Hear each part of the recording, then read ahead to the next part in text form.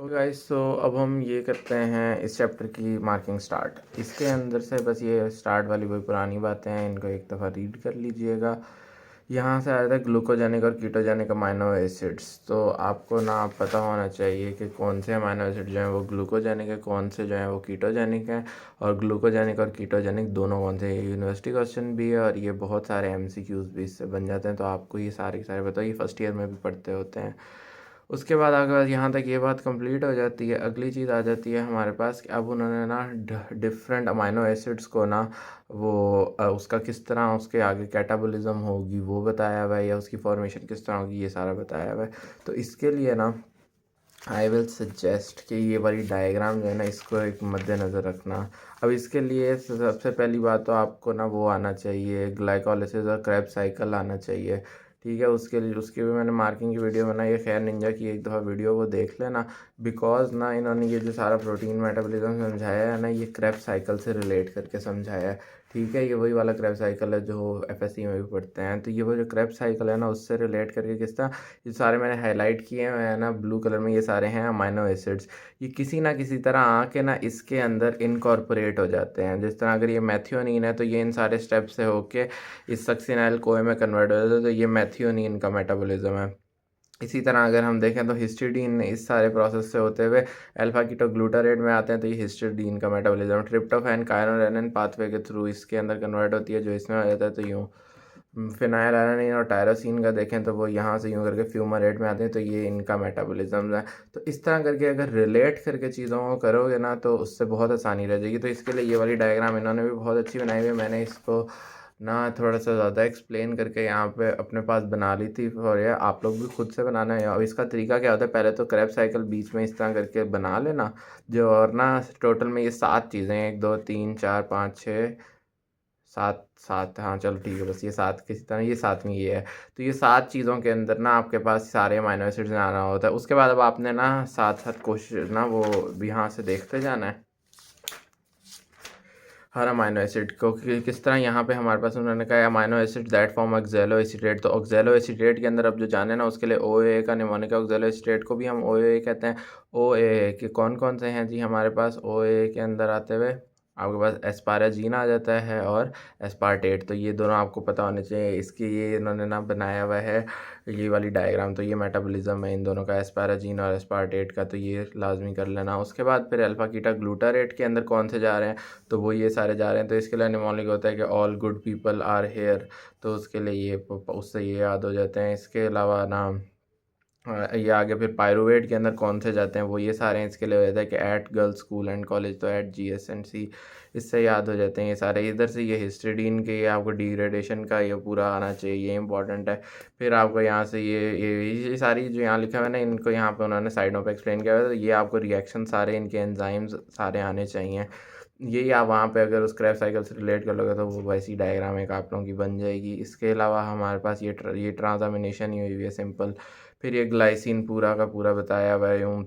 फिर फ्यूमारेट के अंदर कौन से जाते हैं, तो उसके लिए पुट का निमोनिक हो जाता है, पी से फिनाइलवेलिन, टी से टायरोसिन और यू से ना यूरिया साइकिल आ जाता है। यूरिया साइकिल भी फ्यूमारेट के अंदर क्योंकि जाता है। इसके अलावा फिर सक्सिनाइल कोए के अंदर जौन से जाते हैं उसके लिए वाइटामिन हो जाता है, उसमें मैथियोनिन का इन्होंने ये सारा एक्सप्लेन किया है। Very important, very important, very important, MCQ SCQ सबके लिए बहुत इंपॉर्टेंट है। बायोकेमिकल फंक्शन ऑफ मैथियोनिन के नाम से भी आ जाता है। यहाँ पे सैम का भी पूछ लेते हैं कि सैम की सिंथेसिस क्या है।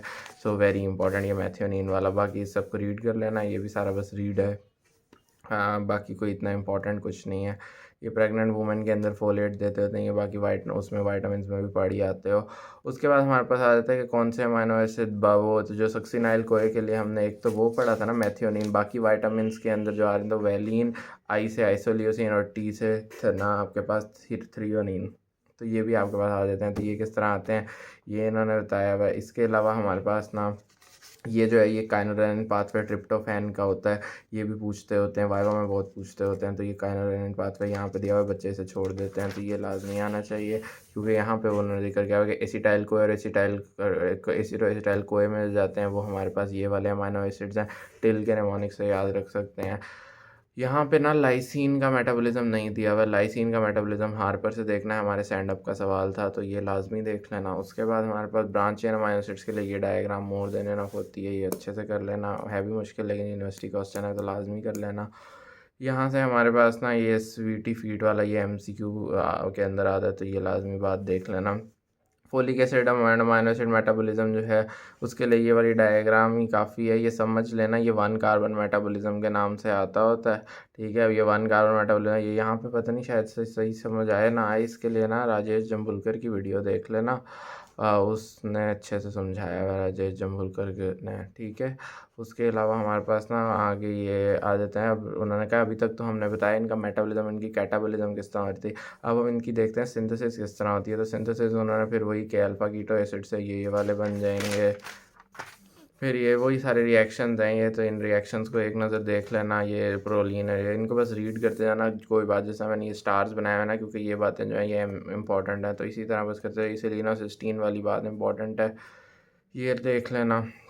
फिर टायरोसिन की वैसे ना अब ये अच्छा, अब इधर आके ना यहाँ तक मैं बताता हूँ कि यहाँ तक तो ये चैप्टर हो गया ना। इसके अंदर सारे उन्होंने अमाइनो एसिड्स की बात कर ली, ये सारा मैंने ये ओवरव्यू भी बता दिया है। और इस तरह करके आप एक अपने पास अमाइनो एसिड मेटाबॉलिज्म का चार्ट बना लेना तो जल्दी हो जाएगा। आगे इसके डिसऑर्डर्स हैं, लेकिन ना यहाँ तक करने के बावजूद भी ना चीज़ें कंप्लीट नहीं होती हैं।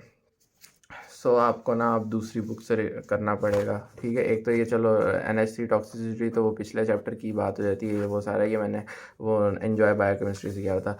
इसके अलावा आपने ग्लाइसिन का मेटाबॉलिज्म जो है ना ये आपने सत्या से लाजमी करना है, ठीक है। उसके अलावा आपने ना ग्लाइसिन के मेटाबॉलिज्म के बाद ये पूरा ग्लाइसिन का मेटाबॉलिज्म है, इसके अंदर इसके functions of glycine university question है, तो इसलिए आपको आंसर ग्लाइसिन यूरिया और प्राइमरी हाइपरऑक्सिलूरिया का वाइवा में पूछते हैं, ये आपको पता हो। इसके अलावा ना बायोकेमिकल फंक्शन ऑफ ग्लाइसिन पूछ लेते हैं।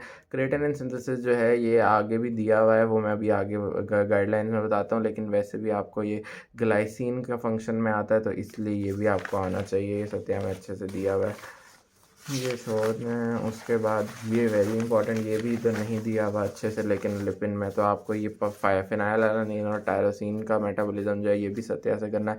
इसके लिए मैं यही कहूँगा कि एक तो ये राजेश जम्भुलकर की वीडियोस देख सकते हो, या उसकी नहीं ना तो ये ना अक्षत जुनेजा जो है ना उसने भी इनके ना नोट्स बनाए हुए हैं, ये मैंने उसी के शायद कॉपी किया था। अक्षत जुनेजा यूट्यूब पे ही है, अक्षत जुनेजा, तो उसके बायोकेमिस्ट्री के प्रोटीन मेटाबॉलिज्म के देख लेना, वो समझा भी देता है और साथ साथ करा भी देता है, तो ये लाजमी देख लेना।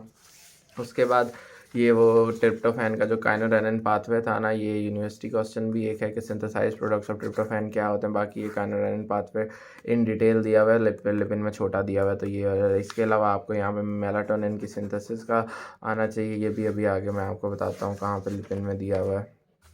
उसके बाद ना ये वही मैथियोनिन का, वैसे वहाँ पे भी लिपिन में भी दिया हुआ है, यहाँ पे भी मैंने लिखा हुआ है कि ये मैथियोनिन और ना होमोसिस्टीन जो है इसका किस तरह होता है, लेकिन वो वहाँ ना वहाँ पे सिर्फ और सिर्फ यहाँ तक दिया हुआ है। लिपिन के अंदर सिर्फ और सिर्फ यहाँ तक दिया हुआ है, लेकिन आपको ये आगे वाला भी ना एक नज़र देखना, बिकॉज इससे MCQ आते हैं और ये अपना पैप्स का पूछते होते हैं वाइवा वगैरह में, तो इसलिए ये आपको आना चाहिए। उसके बाद 1 कार्बन मेटाबॉलिज्म जो है वो ये करके दिया हुआ है, और ये मैंने वही जो मैंने बताया था ना वैसे ही करके इसको उसी वीडियो से राजेश जम्भुलकर की वीडियो से कर लेना। ये ऐसे करके लिखोगे तो समझ भी आएगा, याद भी रहेगा।